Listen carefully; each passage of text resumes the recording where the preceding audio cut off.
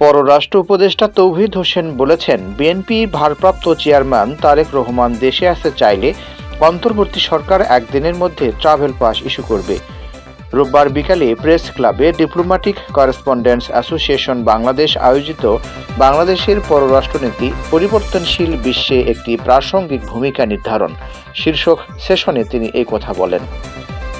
তৌহিদ হোসেন বলেন, তারেক রহমান লন্ডনে কোন স্ট্যাটাসে আছেন সরকার সেটা জানে না।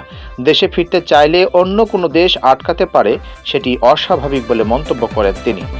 জুলাই গণঅভ্যুত্থানে বাংলাদেশে যে পরিবর্তন হয়েছে, প্রতিবেশী দেশ ভারতের তার সঙ্গে মানিয়ে নিতে সময় লাগছে উল্লেখ করে পররাষ্ট্র উপদেষ্টা আরও বলেন, আশা করছি দুদেশের মধ্যে ওয়ার্কিং রিলেশন দ্রুতই স্বাভাবিক হবে। তৌহিদ হোসেন বলেন, সাবেক স্বরাষ্ট্রমন্ত্রী আসাদুজ্জামান খান কামাল ভারতে আছেন, সেটা জানলেও অফিসিয়াল কোনো তথ্য জানায়নি দিল্লি।